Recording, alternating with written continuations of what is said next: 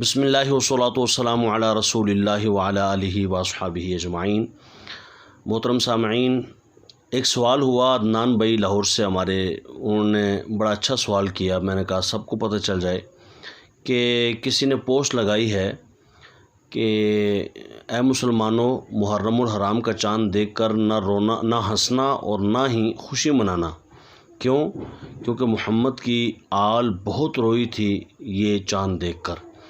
دیکھیں، کوئی خوشی، کوئی بطور خاص جس نیت کے ساتھ یہ لکھا گیا ہے، اس طرح شہادت امام حسین رضی اللہ تعالیٰ عنہ یا شہادت خانوادہ رسول صلی اللہ علیہ وسلم یا کربلا کے جتنے بھی شہید تھے، ان پر کوئی بھی نہ ہنستا ہے نہ خوشیاں مناتا ہے اس معنی میں کہ وہ مارے گئے تو ہمیں خوشی ہے، ایسا نہیں۔ ہاں، یہ خوشی تو ہر مسلمان کو ہوتی ہے کہ الحمدللہ شہادت ایک بہت عظیم درجہ ہے جو اللہ نے ان کو عطا فرمایا۔ باقی جہاں تک یہ بات ہے کہ جناب خوشی نہ منانا، اور اس کے بعد یہ کہ کیونکہ محمد کی آل بڑی روئی تھی اس چاند کو دیکھ کر، تو اس کا ثبوت کہاں سے ہے کہ یہ چاند جب نظر آیا تھا اور یکم محرم آئی تھی تو بڑی روئی تھی کہ جناب اب یوں ہونے والا ہے، یوں ہونے والا ہے۔ یہ رونا دھونا یہ میرا اور آپ کا کام ہے، ہم لوگ روتے ہیں کہیں مارے نہ جائیں، یہ نہ ہو جائیں، وہ نہ ہو جائیں۔ یہ رسول اللہ کی آل ہے، اور یہ کربلا کے شاہ سوار تھے جن میں صحابہ بھی موجود تھے اور دیگر پورے آل پاک بھی الحمدللہ موجود تھے، اور پورے جتنے بھی لوگ تھے وہ جذبہ شہادت سے سرشار تھے۔ شہادت کوئی ایسی بات نہیں ہے جس سے بندہ گھبرا جائے۔ بندہ مومن شہادت ہے مطلوب مقصود مومن، نہ مال غنیمت نہ کشور کشائی، دو عالم سے کرتی ہے بیگانہ دل کو عجب چیز ہے لذت آشنائی۔ تو یہ عجیب چیز ہے لذت آشنائی۔ اگر یہ جو اس طرح کی پوسٹیں کرنے والے روافظ یا روافظ نما جو لوگ ہیں، یہ دراصل آشنا نہیں ہے اس لذت سے۔ جو لذت سے آشنا ہیں اور جو لذت سے آشنا تھے، انہوں نے جان تو دے دی لیکن محمد رسول اللہ صلی اللہ علیہ وآلہ وسلم کے دین پر آنچ نہیں آنے دی۔ الحمدللہ بتا دیا کہ یزیدیت کیا ہے اور حسینیت کیا ہے، حق و باطل میں امتیاز کیا۔ صبح قیامت تک ہمیں یہ درس دیا کہ اگر گندا ہے، غلط ہے، پلید ہے، ناپاک ہے، نجس ہے اور باطل ہے تو کبھی بھی اس کے ہاتھ میں ہاتھ مت دینا۔ حق کے لیے ڈٹے رہنا، کھڑے رہنا، چاہے اس کے لیے تمہیں جان کیوں نہ دینی پڑ جائے۔ تو آج بھی الحمدللہ تعالیٰ مسلمان جان دیتے ہیں حق کے لیے اور صبح قیامت تک دیتے رہیں گے۔ تو یہ بالکل بھی اس طرح کی پوسٹ چلانا، اس طرح کی باتیں کرنا ٹھیک نہیں ہے۔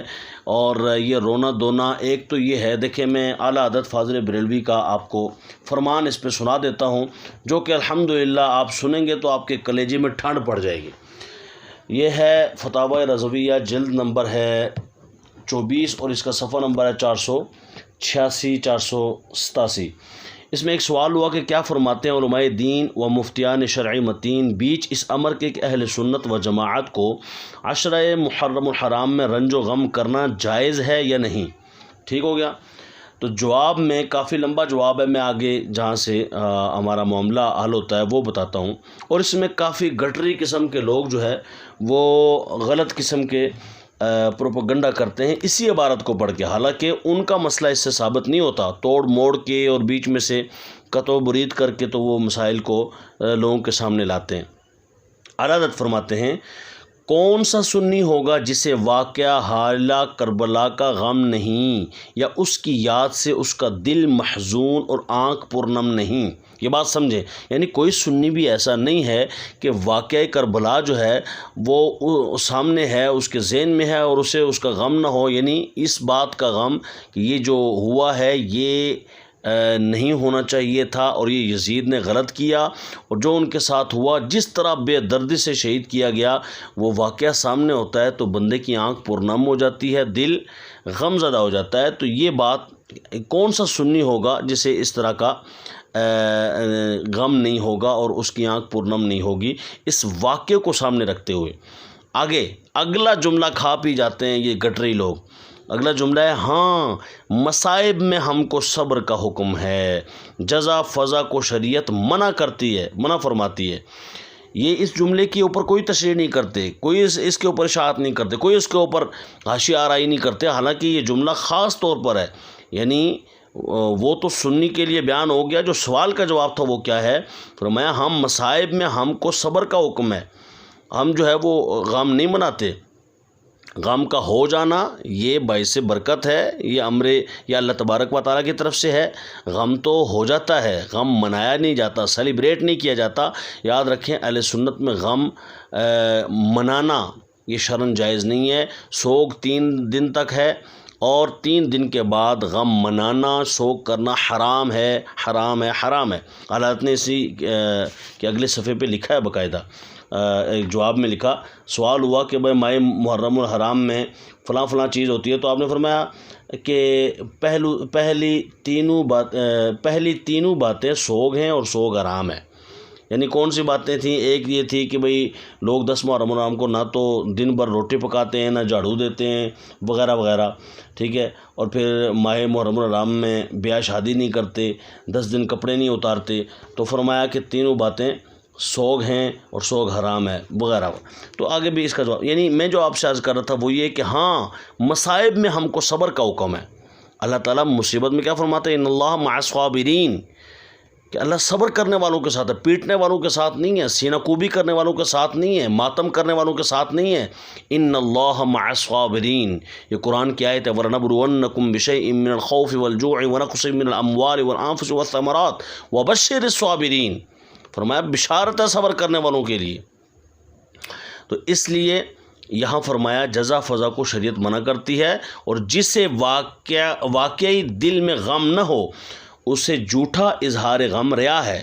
یعنی جس کو اس واقعے کو دیکھ کے، سن کے، ذہن میں رکھ کے غم نہیں ہے تو جھوٹا ریاکاری، جھوٹا اگر کرے گا تو وہ پھر ریاکاری ہوگی، جھوٹا اظہار نہیں کرنا، ٹھیک ہے۔ کئی لوگ جو ہے نا وہ مطلب ہے پہلے کوئی غم نہیں ہوتا، دانت کھول کھول کے تقریریں کر رہے ہوتے ہیں، یہ ذاکر رافضیوں کے، اور ہمارے کئی سنی نما جو رافضی ہیں بغیرت گٹری قسم کے، وہ بھی دانت کھول کھول کے لوگوں کو ہنسا رہے ہوتے ہیں، اور لوگ بھی انجوائے کر رہے ہوتے ہیں، انٹرٹینمنٹ جاری ہوتی ہے، اور اچانک جو ہے ان کو غم یاد آ جاتا ہے اور غم لگ جاتا ہے۔